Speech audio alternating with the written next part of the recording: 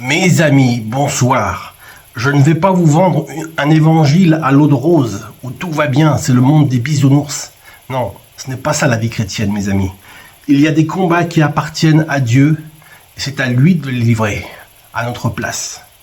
Alors, j'aimerais vous dire que de nombreuses fois, j'ai envie, tu as envie de l'abandonner. Tu as envie de tout laisser tomber, de partir et de ne plus prier, de ne plus te mettre devant la face de Dieu. Parce que le désert spirituel est là, et il est parfois insupportable. Ta vie, ma vie, ta vie et ma vie étaient selon moi inchangeables. Alors, je me barricadais dans un mutisme et un déni profond. Je suis dans le déni parfois. Je dis, Seigneur, mais tu es si puissant, si grand, et pourquoi tu me laisses dans ma galère? Pourquoi tu me laisses dans mon désert? Je me laissais aller et conduire par mes émotions. Mais il empêche que je sois triste, que je sois terrassé, que je sois troublé par ce qui m'arrive. Cette expression qui dit que lorsque tu as déjà goûté à la présence de Dieu, tu ne pourras plus t'en passer. Et c'est la vérité. Quand on a goûté à la beauté, à la bonté, à la grandeur, à la puissance, à l'amour de Dieu, on ne peut pas vouloir y retourner. Alors mes amis, que se passe-t-il quand nous perdons la foi? Quand nous doutons de l'amour de Dieu pour nous? Quand vient l'épreuve, quand vient les obstacles, nous ne savons pas que faire, nous ne savons pas quoi faire. Nous sommes dans le doute, dans le questionnement. Nous disons, Seigneur, vas-tu m'aider à franchir ces obstacles? Ce sont en effet des barrières qui nous empêchent d'atteindre le dessein surnaturel de Dieu qui se produit dans le lâcher-prise, quand nous laissons faire Dieu, quand Dieu fait sa part. Nous avons fait la nôtre et Dieu fait la sienne. Ce message d'encouragement traite avec clarté les réalités du monde qui nous environne, qui s'oppose à notre foi qui est spirituelle et qui cherche sa dissipation totale. Nous y explorerons le chemin à suivre pour surmonter les problèmes et les tracas de la vie, qui veulent faire ombrage à notre foi. Alors, la première des choses, c'est la loi de la nature, les lois de la nature. La nature a plusieurs lois qui la régissent. Nous avons par exemple la loi universelle de la gravitation d'Isaac Newton, la loi de la relativité d'Albert Einstein, la poussée d'Archimède et d'autres qui ne seront jamais favorables pour la foi. Voyons comment l'un des apôtres de Jésus-Christ a vu la nature résister à sa propre foi. Matthieu chapitre 14 verset 28 à 30 version Louis II, Pierre lui répondit, « Seigneur, si c'est toi, ordonne que j'aille vers toi sur les eaux. » Et il dit, « Pierre, viens Pierre. » Pierre sortit de la barque et marcha sur les eaux pour aller vers Jésus. Mais voyant que le vent était fort, il eut peur, il perdit la foi. Et comme il commençait à s'enfoncer, il s'écria, « Seigneur, sauve-moi !» Jésus-Christ n'a aucun problème. C'est plutôt nous le problème. Il est capable de faire bien ce que tu penses au-delà de tes espérances, au-delà de ta foi.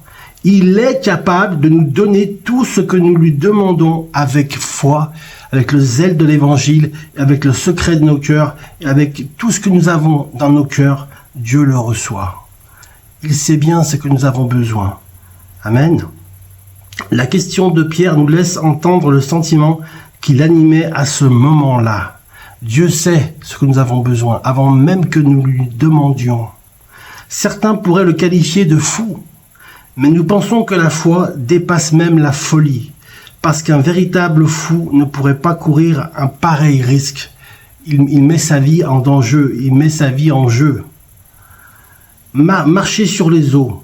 La foi fait face à des réalités devant lesquelles la folie reculera. Le vent est un élément de la nature qui peut entraver notre marche vers Christ. Il y a des problèmes, il y en aura toujours.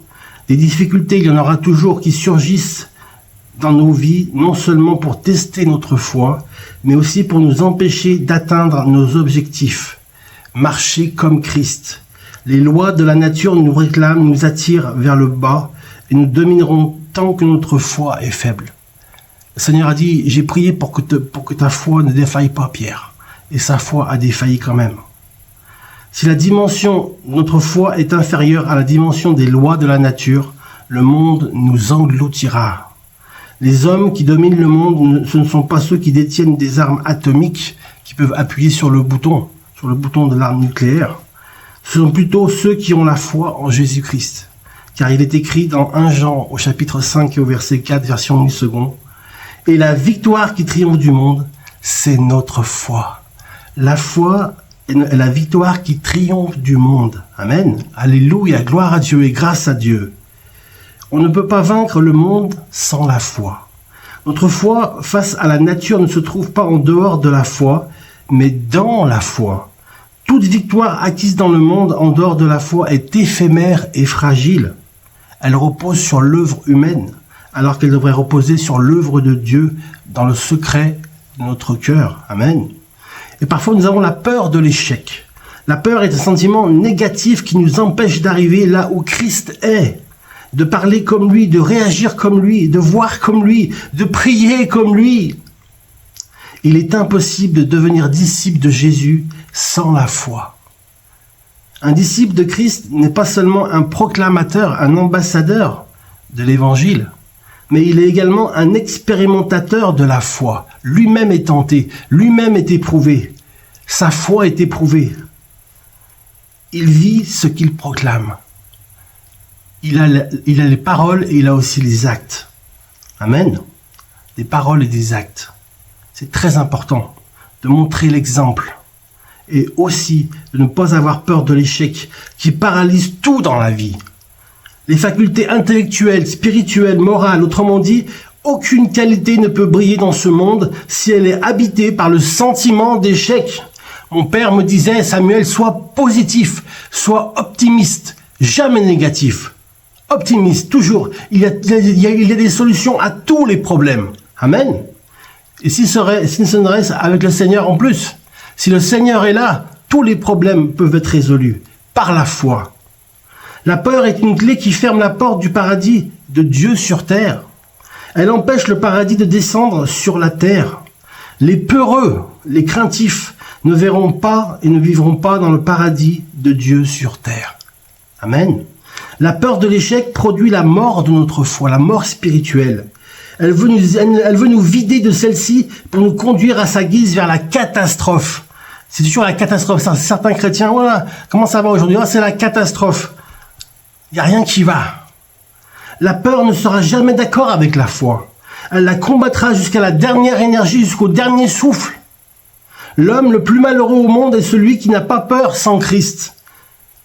On n'a pas peur. Jésus est là. Jésus est dans la barque. Avec toi. Avec moi. Tandis que l'homme le plus heureux au monde est celui qui n'a pas peur avec Jésus-Christ. Avec mon Dieu, tu sais, tout ira bien. Amen. Le doute de l'existence de Dieu. Parfois, nous doutons. Douter de Dieu, c'est en quelque sorte remettre en question l'existence de Dieu. Quand nous doutons, nous remettons en cause la puissance de Dieu et la magnificence de Dieu. C'est l'œuvre du diable qui alimente le doute dans le cœur de l'homme, dans le but de le placer au centre, en utilisant la rationalité. Ah, la loi de la rationalité, ça c'est une loi que je déteste. Avec le doute, il est impossible de déplacer les montagnes. Seule la foi le fera. On déplace les montagnes par la foi. À cause de cette incapacité, le doute mène un combat acharné contre la foi. Le doute est l'ami intime de la peur. Vous avez des peurs paniques, ça m'est arrivé d'avoir des peurs paniques. Mais Dieu est ma paix. Christ est ma paix. Amen. Il a résolu, il a franchi tous les obstacles. Il a résolu tous les problèmes. Amen. Par la foi que Jésus donne. Par le seul salut de Jésus. Amen. Quand tous deux nous conquièrent, nous devenons esclaves de notre propre impossibilité. Nous sommes empêchés parce que l'ennemi de nos âmes a fait le travail. Et il faut que le Saint-Esprit nous aide à nous redresser, à relever la tête et à regarder à ce qu'avec Dieu, nous ferons des exploits. Amen. Le doute est aussi notoire. Tout le monde dans le monde des chrétiens, le doute. Nous sommes incrédules, nous doutons de l'amour de Dieu, de la puissance de Dieu.